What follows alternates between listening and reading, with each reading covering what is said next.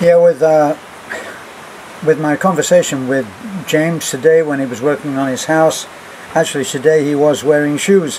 Whether that's because of the wound that the injury that he had yesterday, is open to opinion, I guess. Sorry, this is a foreigner in the Philippines, in case you don't know. We're looking at today just something more on safety in construction, safety in almost everything, where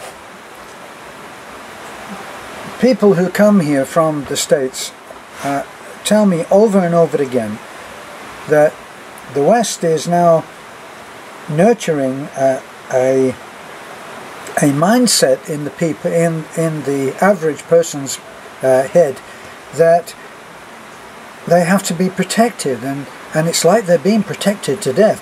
You know, just to give one example, the airbag in cars was a terrific idea.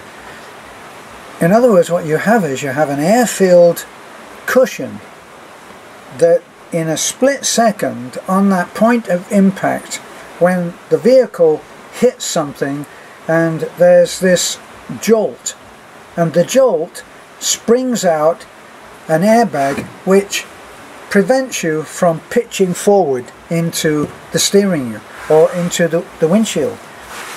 Now, what happened with the airbag and why people are actually disconnecting their airbag so that it doesn't come out, this is what happened with that, as far as my information goes, and that is that the manufacturers are required to produce, say, that's one of the things from California.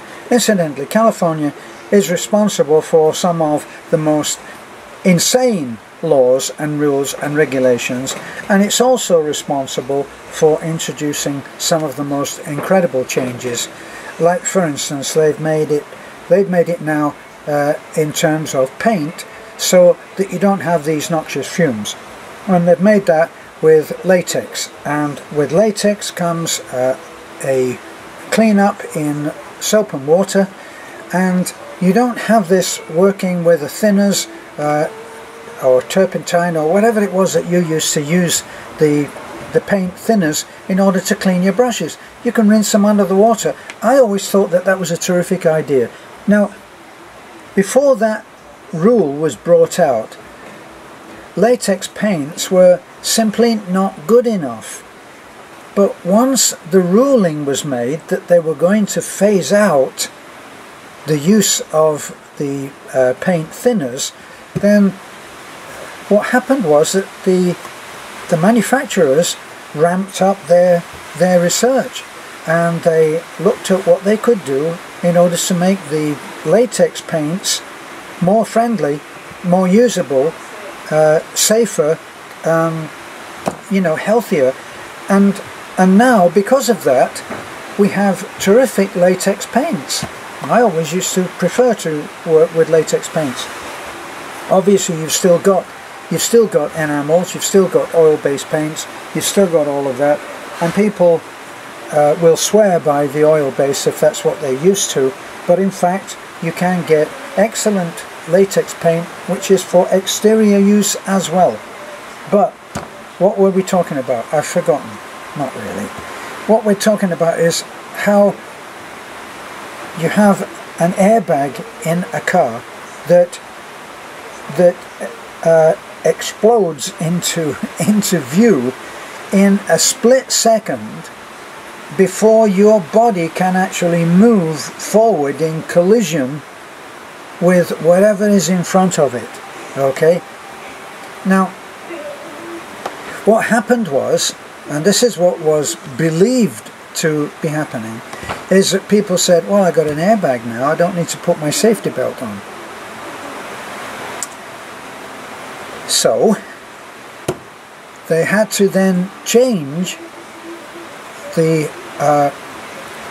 weight, the pounds per square inch of the actual airbag, and now because they've got the safety belt not being used, now it's deemed that everybody will not use the safety belt. So now that soft cushion that exploded in a millisecond, and along with the cross safety belt, now it had to be the whole thing. So now the manufacturers were forced to assume that motorists would not use the safety belt if there was an airbag. And the airbags then had to carry the brunt of the whole thing. Now, you should go online and have a look at some of the injuries that have occurred because of airbags.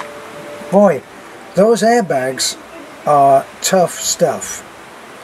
And if you are driving with glasses and you do have a bump, the airbag will inflate and it will hit you with some force, and you've got glasses on, it will straight into the face. So now people are actually suffering broken noses and black eyes. As you can see, don't take my word for it, go on to YouTube and type in whatever you think will bring up that thing on airbags. Airbag accidents, airbag black eyes, whatever you decide. You'll see some of the cases that have been brought against the manufacturers because the airbags were just too strong. But the regulations, which is what Americans coming here that talk to me talk about, the nanny state where we're being protected to death. It's safety first and last, and the last may be a lot more terminal than you think. So they've made it so that it just gets to be impossible. You know, I was talking to my friend Brian, and he was telling me that when he started his business, which was some 20 or 25 years ago, and he had to obey certain rules and regulations, but he had 4 or 5 ice cream trucks, or however many it was. Let's say it was 4 or 5, and those trucks had to be registered, and they would have somebody come round and they would look at them, and there would be the ability to make a judgment call. People that you repeatedly, year after year, go around and inspect, who always do what's required, after a while you get so that you will have a trust situation there, and if the regulations make sense, then the person that is obeying those regulations will actually be in agreement with that. He said now, and he had just quit and recently come to live in the Philippines, it was such a hassle to try to do this and to regulate everything, have them inspected, the rules and regulations and the code that they had to work to made it almost impossible. You have the same thing now with, let's face it, with the heavy goods, the big trucks.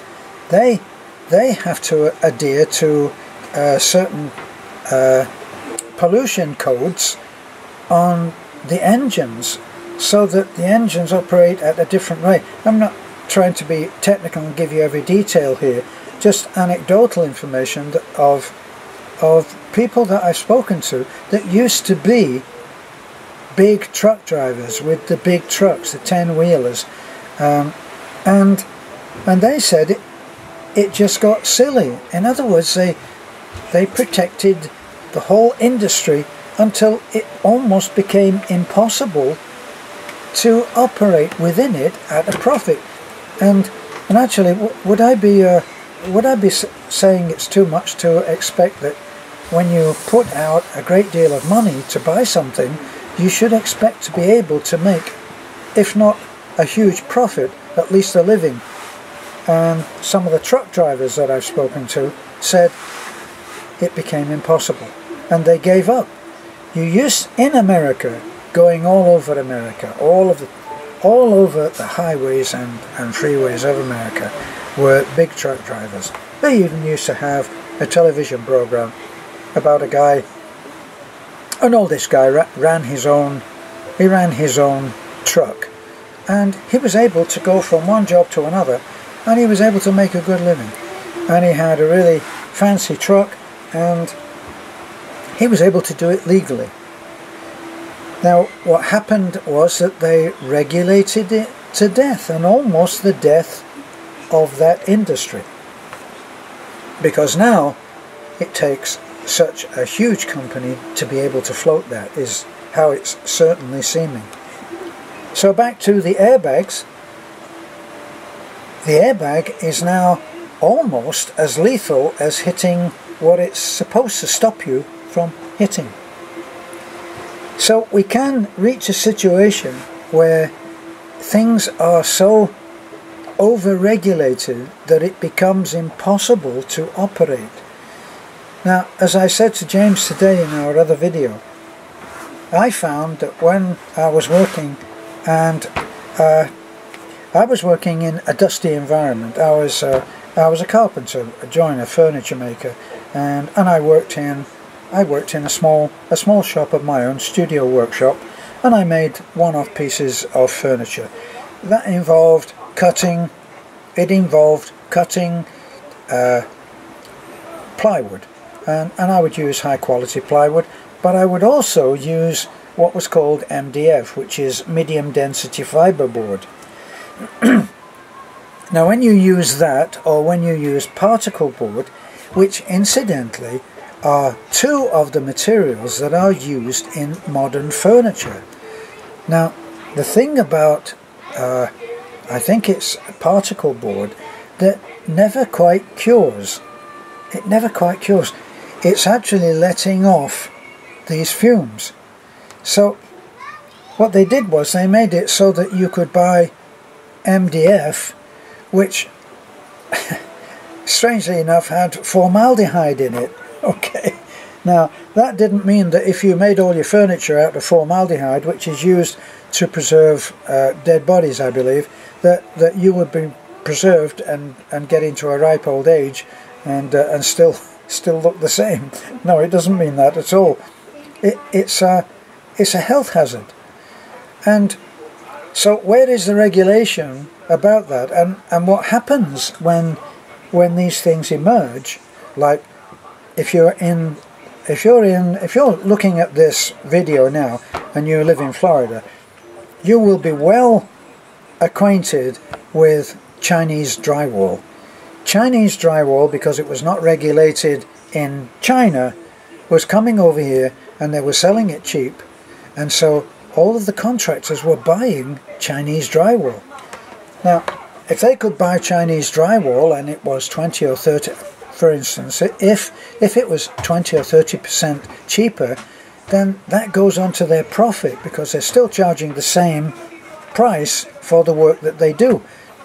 The only problem was that point about regulation being good up to a point was way out of whack when it came to Chinese drywall, because they were not regulating the production of it. Now, here's my other theory as well, is that when you have Chinese companies and they're being given a commission, they're being given a job to produce so many items. I don't know, supposing supposing they're producing this, or they're producing a pencil, and the pencils have to be produced at 4 for a penny. Well, how are they going to do that? Well, they'll produce that for you on a price, but the wood that is used for something like this in the Philippines, the wood is so poor and so brittle that when you try to sharpen it with a pencil sharpener, it crumbles. It becomes almost unusable. So there you have a situation where, yes, the manufacturers, they got their pencil at the price that they wanted it. The Chinese companies produced the pencil so that they could make a profit, and who was the loser? obviously the poor kid that's at school that can't understand why he can't sharpen a pencil with his nice new pencil sharpener. So these regulations, they go mad later in order to meet a particular emergency or event. Like the Chinese drywall situation was huge because people were being made sick and had to leave their homes. So they were paying and going into sometimes $1-million homes which had been completely drywalled with, yes, you got it, Chinese drywall. So they had to have some regulation. Enter the regulation devil and everything becomes totally out of order. If you speak to a gun, and I know I'm skipping from one thing to another, but we're talking about regulation, and we're talking about over-regulation, and what it does to the consumer in the end, or the person. If you make it so that a man has to have so much in terms of safety gear on him that he can't do his job, then what have you achieved? There is a risk. There's a risk always in everything that we do. If we walk down the street, there's a risk.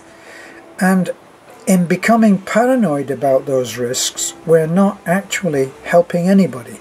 And we can become paranoid when we start to have so many regulations that we start to think that we need those regulations. Now, if you come to the Philippines, boy, will you be in for a shock. Because as you may have seen on some recent photographs that I put and posted on Facebook, you see that the scaffolding that is being used in Taliban by people working on the outside of a 3 or 4 story building for Alturas, and they're out there and they are, let me see if I can make it so that you can see this, but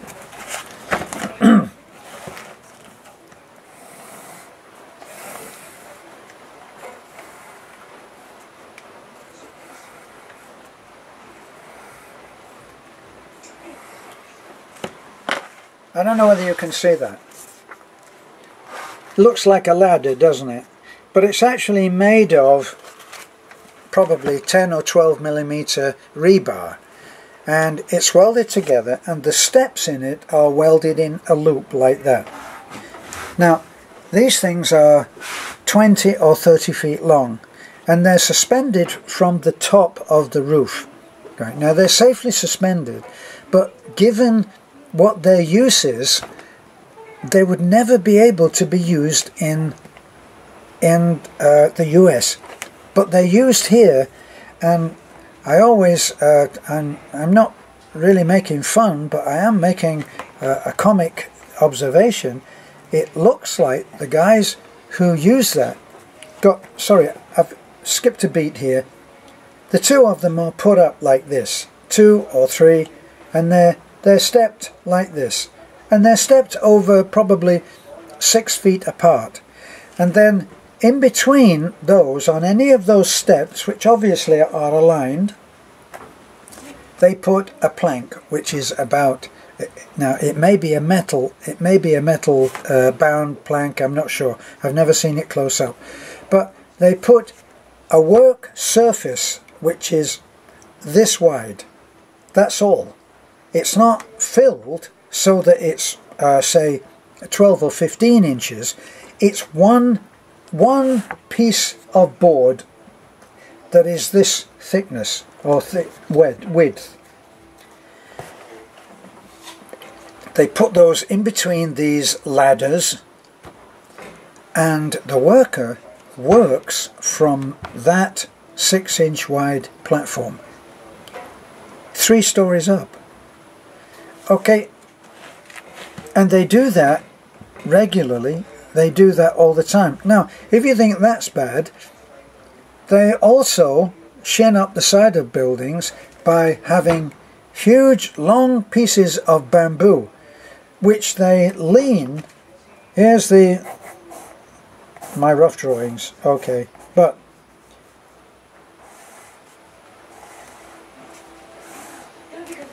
they'll take a piece of bamboo. Right, you can see the building. Yeah, isn't it wonderful? I should have been an architect. They lean series of, looking along like this, series of bamboos. Now you might think that that's because it's the Philippines, and let's face it, the Philippines is very backward, you know. I saw those in Hong Kong. Hong Kong, it doesn't get any more modern than Hong Kong, believe me. Beautiful architect designed buildings, fabulous, and they're being serviced and maintained with bamboo scaffolding, which is tied together. It's tied together with plastic rope. It's plastic rope, which here they call straw, but you buy it in whole bundles. It's actually very strong. They use it for all kinds of stuff. They use it for the tying the bamboo pieces together so that they fashion scaffolding, and they work on that. But it's used in all kinds of things, like when you go to Alturas and you get groceries, you get a box, they tie the box up and they make it so that there's a handle and you can carry that box. It's very, very good service on that. See, so there's regulation, and that's regulation that is based on workability, right? So the trapeze artists are doing it, and if you spoke to them and said, aren't you afraid, they'd probably go, what? Or bakit, which means, I guess, what? So what have we arrived at? We've arrived at this situation now where everybody is so conditioned to that one way of looking at things that when they come, say, to this country, they're looking askance at how things are done here. What? That's scaffolding? Somebody's going to come up with some smart ass and say, my God, there must be trapeze artists. Can't imagine who said that. But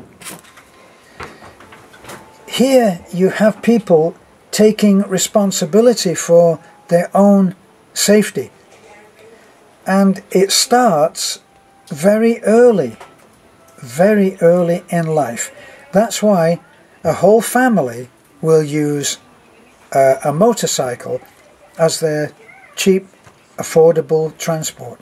And you will often see a family, husband and wife and 2 children, and they're on a motorcycle. Now, if you think that's dangerous, wait till you see that they're carrying a pig on one side and a sack of rice on the other.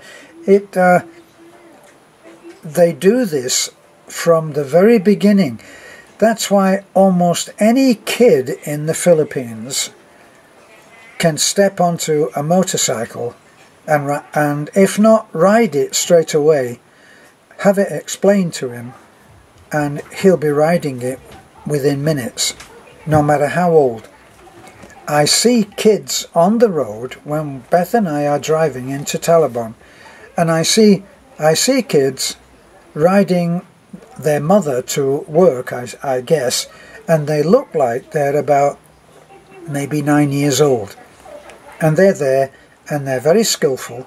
Of course they have no road sense, so it is dangerous, but this is the Philippines. And when you come over here, this is what I'm always trying to get over to people: be quiet for a little while and have a look at how things are done, and then decide how you're going to approach this. But don't buy anything straight away.